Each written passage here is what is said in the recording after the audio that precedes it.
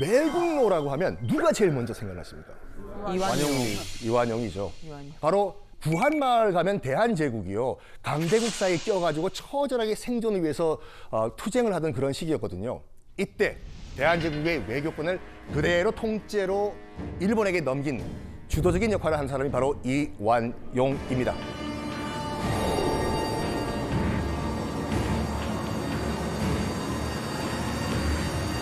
그것이 1905년의 을사늑약이죠.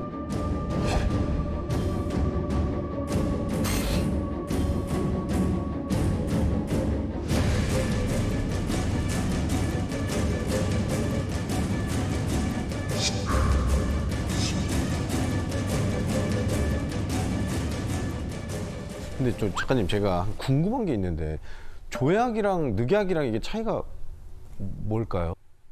바로 조약이라고 하는 것은 A란 당사자와 B란 당사자가 동등한 위치에서 사인한 것이 조약이에요.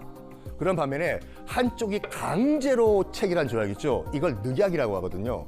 그래서 을사조약이에요? 을사늑약이에요? 우리 늑약인데. 을사늑약으로 하셔야 됩니다.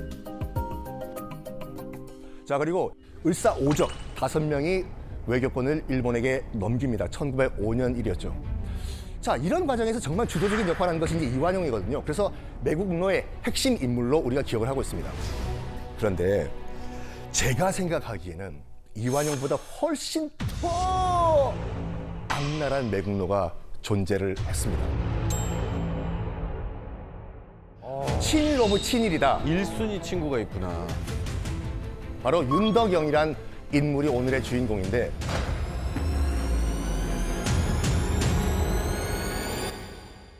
왜 우리가 이완용을 그렇게 기억을 하냐면 이완용은 스포트라이트를 받기를 좋아했어요. 관종이었네, 관종. 그렇죠. 관종 그렇죠. 요즘 관종이었어요. 네.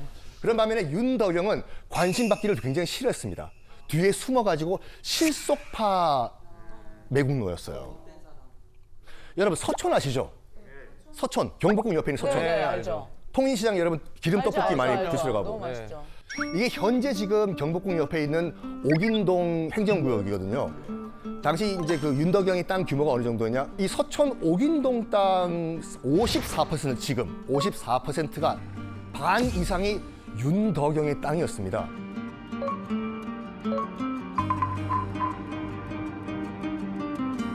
축구장 8배 달하는 엄청난 면적이었습니다.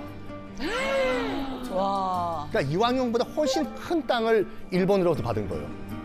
아니 그러면 사실은 저 크기의 차이만큼 사실은 윤덕영은 이완용과는 전혀 다른 방식으로 훨씬 더 강하게 친일의 행위들이 있었다는 걸 의미하겠네요. 맞습니다. 네. 1910년 8월 29일 나라가 망했습니다. 이른바 경술국치예요. 경술련에 일어난 나라의 치욕적인 날이다. 한일 합방이라는 표현도 쓰시면 안 돼요. 이 경술국치 일주일 전 8월 22일 날 창덕궁에서 대한제국의 마지막 어전회의, 국무회의가 열려요. 친일 내각들이 다 있고 장관들이죠, 지금으로 치면. 그다음에 당시 순종 황제가 앉아 있어요. 순종 황제, 빨리 도장 찍어요, 거기요. 겁박을 해요. 순종 이거 찍는 순간 자기는 역사의 매국노가 되는 거예요. 나라가 넘어가는 거예요. 맞아요. 이 모든 걸 가만히 듣고 있던 사람이 있었어요. 병풍 뒤에서요. 바로 순종의 부인, 순종 효황후 윤 씨였는데요. 뒤에 듣고 있다가 뛰어나와요. 너희들 지금 뭐 하는 거야? 하면서 옥쇠를 낚아채가지고 자기 치마 폭에 넣어버립니다. 여기에 친일파 내각들 멘붕이 와요. 아무리 친일파라고 하더라도 일국의 황후 치마 속에 손을 넣을 수는 없잖아요, 이걸요. 이때 야, 비켜. 이것도 못해. 내가 할게. 한 사람이 바로 순정 효황후의 큰아버지였던 윤덕영이었어요. 뭐라고? 큰아버지. 큰아버지. 같은 집안. 그러니까요. 아이고. 그래서 순종 손에 도장을 올린 다음에 강제로 도장을 찍게 만들어 버립니다. 그 순간 우리나라는 망합니다. 그래서 이렇게 보시면 돼요. 이완용은 우리나라의 외교권을 넘겼지만 윤덕영은 우리나라 전체를 넘겼어요. 맞아요. 그런 매국노였어요. 그 대가로 윤덕영은 고맙다라고 주는 돈이 은사금이거든요. 은사금이랑 공채 증권 46만 원을 받았는데 1910년 당시에 이제 1원이 지금의 한 5만 원 정도의 가치를 가지고 있으니까 46만 원은 약 230억 원이에요. 이완용이 아니라 윤도경이었네. 윤덕영 이름 외워야지. 윤덕영. 꼭 기억하셔야 돼요. 네. 조선의 역사 가운데서 가장 치욕적인 순간이 언제일까요? 제가 생각했을 때는 아마 명성 황후가 일본의 그 낭인들, 무례배들에 의해서 시해된 을미사변이 아닌가 생각을 합니다. 근데 궁금하지 않으세요? 일본의 낭인들, 무례배들이 어떻게 경복궁, 그 담 높아요. 이 경복궁으로 들어가가지고 조선의 국모를 죽일 수가 있었을까? 누가 안에서 열어줬구나. 담 굉장히 높습니다. 아 진짜? 열어줬구나. 여기에 일본인이 아니라 조선인이 긴밀하게 협조를 해줬어요. 성동 씨, 그러면 네. 그 일본이 그 정도 아니고 왜 그러면은 명성 황후를 죽이려고 했을까요? 그러니까 명성 황후가 내조에 좀 집중을 할 줄 알았는데 이제 나라에 관심이 많아가지고 저 사람은 좀 거슬린다 해가지고 좀 죽이려고 하지 않았을까 그런 생각이 들어요. 크게는 맞는 정답이었습니다. 네네. 명성 황후가 죽기 전 그 조선 상황이 좀 약간 굉장히 그 복잡해요. 일단 1894년에 청일전쟁에 청나라가 박살나버려요. 일본이 승리를 합니다. 그러면서 지금의 요동반도를 일본이 가져가요. 그 지금 압록강 바로 위에 있는 청나라 땅을 일본이 가져가요. 승리했으니까. 근데 그거를 가만히 누가 보고 있었냐면 러시아가 보고 있어요. 우리 러시아가 만주, 시베리아로 진출해야 되는데 저 요동반도를 지금 일본이 가져가 버리면 우리 계획이 어긋날 것이다. 그래서 러시아가 일본에게 압력을 가해요. 먹은 요동반도 다시 청나라한테 돌려주라고. 일본도 우리가 러시아와 싸워서 이길 수가 있을까? 못 싸운다. 라는 결론 내리고 일본 입장에서 봤을 땐 피눈물을 흘리고 자기가 먹은 요동반도를 청나라한테 돌려줘요. 그걸 가만히 누가 보고 있었냐면 명성황후가 보고 있었어요. 옆에 남편 고종 보고 청일전쟁에서 이긴 청나라를 박살낸 일본도 러시아한텐 지금 엎드린 상황이잖아요. 러시아한테 붙어야지 우리가 살 수 있다라고 결론 내려요. 그러면서 친일파 내각을 싹 다 몰아내고 그 자리에 친러파 인사를 앉히고 민씨 집안 사람을 앉힙니다. 그걸 일본이 보고 어떻게 생각했겠습니까? 뭐야, 이거 까딱 잘못하면 조선도 이거 러시아한테 넘어가게 생겼네. 이거 다 계획하고 있는 사람 누구야? 찾아냈구나. 고종이야? 아니다. 고종 뒤에 있는 명성황후가 이 다 모든 걸 다 계획하고 있다. 이 상황을 멈추게 하기 위해서는 고종이 아니라 명성황후를 없애야 되겠다라고 결론을 내립니다. 조선훈련대라고 있었어요. 조선훈련대가 이제 일본이 만든 신식군대거든요. 조선훈련대 제2대대장이었던 우범선이라는 인물이 있습니다. 꼭 기억하셔야 돼요. 매국노예요. 우범선은 을미사변이 일어나기 11일 전인 9월 27일 날 일본군에게 중요한 정보를 넘겨줍니다. 자기가 소속돼 있는 훈련대를 고종이 해산시킨다라는 정보를 알려줘요. 일본은요, 이 우범선의 훈련대를 이용해서 명성황후를 시해하려고 했거든요. 그러니까 겉보기에는 우범선이 구태타를 일으켜가지고 명성황후를 시했다. 우리 일본 뒤에 빠지고 이런 계획이었어. 근데 고종이 훈련대를 해산해버리면 일본의 계획이 어긋나 버리잖아요. 그렇죠. 그렇죠. 그래가지고 이게 원래 준비했던 그 10월 10일에서 앞으로 당겨서 10월 8일 날 일을 하기로 그 계획을 변경합니다. 이 시의 전날 밤 우범선은 야간 훈련을 한다면서 자기 밑에 있던 병사들에게 실탄을 주면서 출동 명령을 내려요. 10월 8일 새벽 일본군, 경찰, 그리고 공사, 그리고 일본 낭인들, 무례배들, 그다음에 조선군 훈련대까지 구성된 말도 안 되는 이 기괴한 연합군이 광화문 쪽으로 가요. 그때 선발대로 이제 뽑힌 그 사람 가운데서 제일 먼저 도착한 일본 경찰들이요, 긴 사다리를 광화문 담벼락에 대고 올라가가지고 넘어가요. 광화문을 경비하고 있던 조선 순경 병사들 아무 대항도 못하고 속수무책으로 놀라 도망을 갑니다. 그리고 일본 경찰, 일단 담 넘어 들어갔지 않습니까? 일본 경찰들이 광화문의 문을 활짝 열어줍니다. 들어오셔라! 그래서 명성황후를 죽이기 위해서 이제 모인 군대가 일제히 와! 함성을 지르면서 광화문 안쪽으로 몰려 들어옵니다. 그러면 우범선은요, 일단 일은 저질러 버렸고 무섭겠지요. 군인이 황후를 죽이는데 앞장섰잖아요. 두려움에 떨던 우범선은 일본으로 망명을 해버립니다. 그리고 일본인 여인과 결혼을 하고 아들을 낳고 살아요. 또 잘 살았습니까? 아니요. 우범선은 조선의 자객 고영근에 의해서 일본 땅에서 피살이 됩니다. 다행이다. 근데 이 우범선과 이 일본인 여인 사이에 아들이 한 명 있었거든요. 이 아들이요, 나중에 자기 아버지의 과오를 대신 씻겠다 하면서 한국에 들어옵니다. 우범선의 아들이. 여러분도 다 아시는 유명한 분이세요. 누구? 바로 씨 없는 수박으로 유명한 우장춘 박사예요. 우장춘 박사. 우장춘 박사. 뭐 제주도 감귤, 강원도 감자, 뭐 병충해에 강한 무, 배추 종자를 개발한 한국 농업 근대화에 커다란 업적을 남기신 우장춘 박사가 우범선의 친아들입니다. 근데 이 우리나라를 위해서 여러 업적을 남기셨죠. 그 공적을 인정받아서 대한민국 그 훈장을 받는데 우장춘 박사는 눈물을 흘리면서 이런 말을 남겼다고 합니다. 훈장을 받으시면서 조국이 나를 인정했다라고.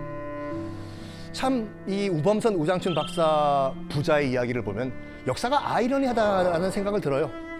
아버지가 저지른 그 친일 행위의 과오를 씻기 위해서 평생을 한국 발전에 매달린 우장춘 박사 같은 사람이 있는가 하면 친일은 어쩔 수 없는 선택이었다라고 그 후손들까지 지금 떵떵거리면서 호의호식을 하는 뭐 안타까운 일도 있는데, 그래서 우리가 그 친일 행위와 그 매국 행위를 우리가 바로 알아야 될 것 같습니다. 자, 광복된 이후에도 떵떵거리면서 잘 살았던 친일파가 또 있어요. 악독하고 혹독한 고문술로 일제 총애를 한 몸에 받았던 친일 경찰이 있습니다. 친일 경찰. 바로 이름이 노덕술이라고 해요. 울산에서 태어난 노덕술은 그 일본인이 경영하던 그 잡화점에서 잠깐 일하다가 홋카이도를 건너가서 이제 돈을 벌기 시작합니다. 그런 다음에 귀국해가지고 이제 경찰이 되기 위해 가지고 경남 순시 교습소에 들어가서 졸업을 해요. 그리고 일제 이제 순사로 경찰 생활을 시작을 하는데 일제의 눈에 들어야 되잖아요. 조선인이. 그래서 더욱더 악랄하게 항일 인사, 항일 사상을 갖고 있는 사람들을 다 싹 잡아가지고 무자비하게 고문을 합니다. 노덕술은 일제강점기에 고문 귀신으로 악명이 높았습니다. 뭐 별의별 새로운 형태의 고문을 만들어낸 것으로 악명 높았는데 피해자의 혀와 머리카락을 잡아 뽑아요. 혀와 머리카락이요? 머리카락. 그리고 좁은 상자에 사람을 가둬버리고 밖에서 못질을 합니다. 아유. 사람의 손발을 다 묶은 다음에 구타하고 하는데 놀랍게도 이거는 세 발의 피에 불과해요. 설에 따르면 일제의 고문 기술 가운데서 70%가량이 노덕술이 개발을 했다라는 말도 있는데, 이 비록 학력도 낮고 이 든든한 배경도 없었지만 노덕술 정말로 승승장구를 합니다.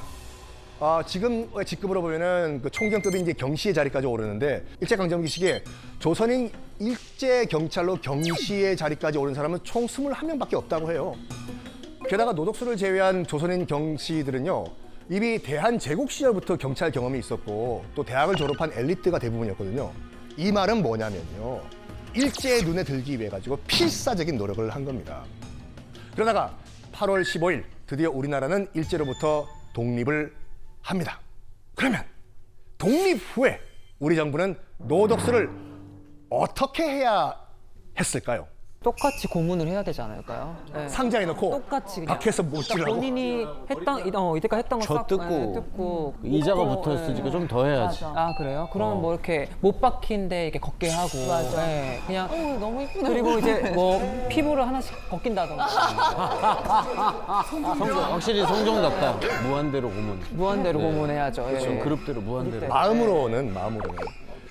근데 자, 일본 경찰의 호랑이라고 불리면서 이제 일제 고문 경찰의 대명사로 악명을 떨치던 노덕술, 해방 후에는요, 독립투사를 잡던 악질 경찰에서 좌익 분자를 색출하는 애국 경찰이 됩니다. 오? 그리고 해방 후에 이 노덕술에게 잡혀가지고 엄청난 수모를 당한 독립운동가가 한 분 계십니다. 이분이 그 영화 암살에서 조승우 씨가 역할을 했던 독립운동가 그 약산 김원봉 선생님이십니다. 그 3.1운동 이후에 이제 의열단이라는 단체를 만들어서 항일 무장투쟁을 하신 독립운동가거든요.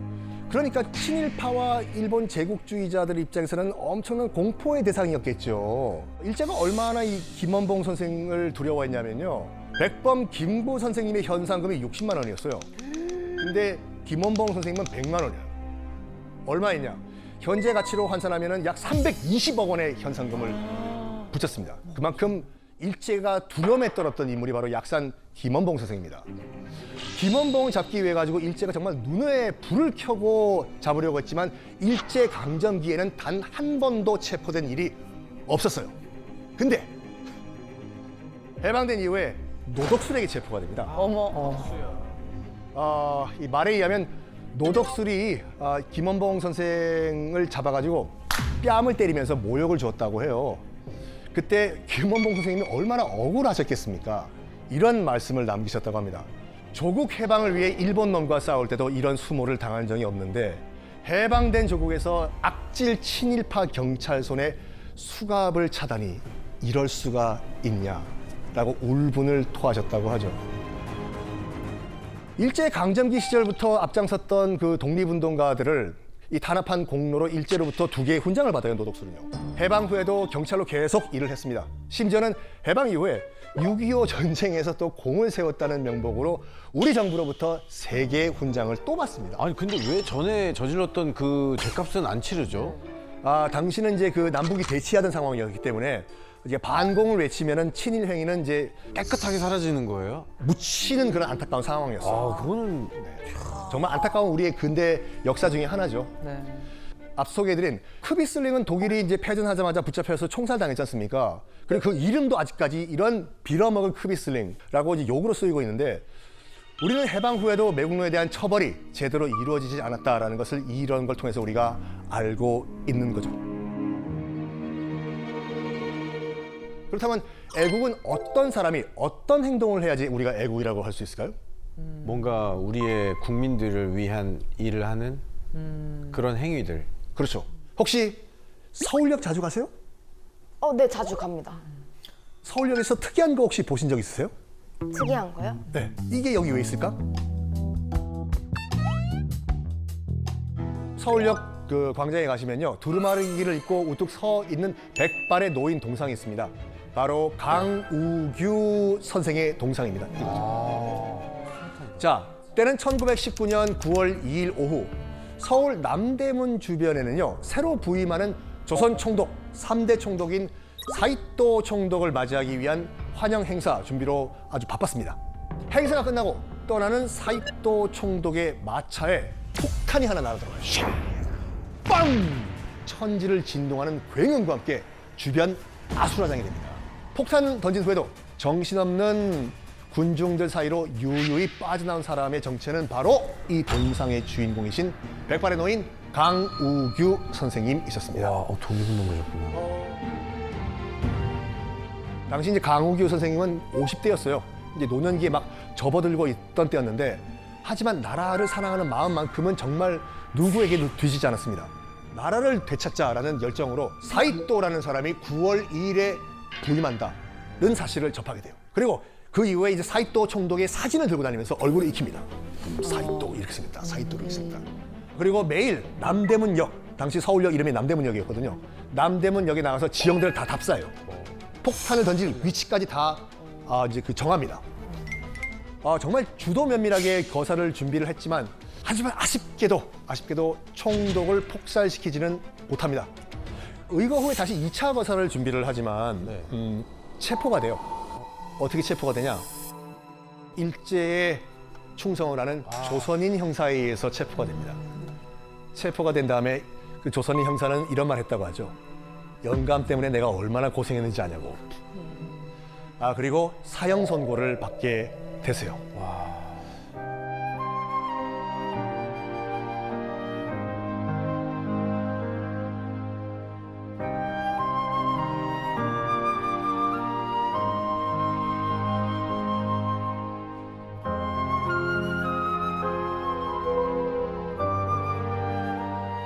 자, 근데요, 일본인 조선 총독에게 폭탄을 던지시고 그 자리에 그 강우규 선생님의 동상이 있다는 거를 많은 분들이 모르세요.